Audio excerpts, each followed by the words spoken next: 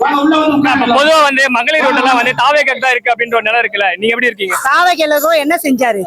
தாவேக்கு ஒண்ணுமே செய்யல. மக்களுக்காக மழையில வந்து பட்டாரா, கொரோனால பண்ணாரா? கொரோனால எங்க தலைவர் மாதிரி யாராலையும் கஷ்டப்பட்டிருக்க முடியாது, சரிங்களா? ஒரு கொரோனா ட்ரெஸ் படுத்து கொரோனால பார்த்தாலே குத்தம், அங்க போனாலே காத்து ஒட்டிக்கன்னு சொன்னவர் என் தலைவர். அந்த கொரோனா வார்டுக்குள்ளேயே அந்த ட்ரெஸ் பட்டு போனவர். அது சாதனை, சரித்திரம்.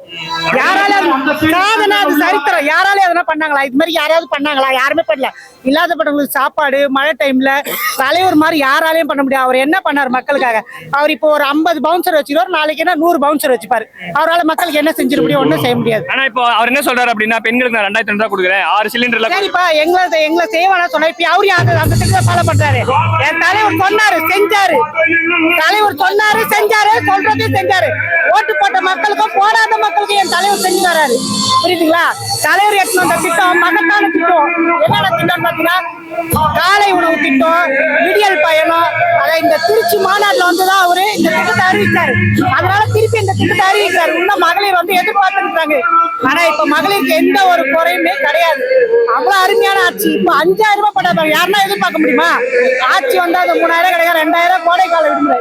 யார் செய்வாங்க? எந்த முதலமைச்சர் செய்வாங்க? யாராலும் செய்ய முடியாது. அவங்க மனசு கஷ்டப்படுறாங்க. முதியோருக்கு ஒரு 2000 கொடுத்தாரு. யார் செய்வா? அதாவது சொல்லிட்டு செய்யாத போல என் தலைவர் செஞ்சார்.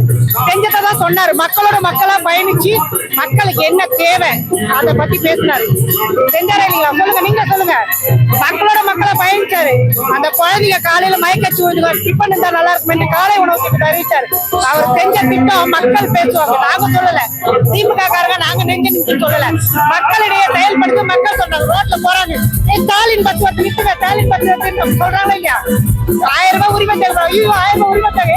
ஸ்டாலின் கூட்டு எடுக்க போறேன். நானு மகளிர் சுய உதவி குழுக்களே இல்லைங்க.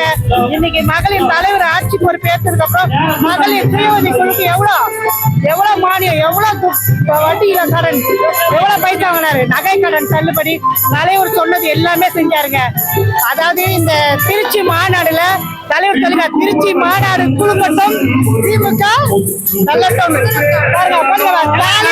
ஸ்டாலின் தொடரட்டும், தமிழ்நாடு வெல்லட்டும். பெண்கள் எல்லாமே வந்து தலைவர் ஆட்சி, தலைவர் தான். தலைவருக்காக மட்டும்தான். தலைவர் வந்து அவ்வளவு பிரமாண்டமா பண்ணுவார்.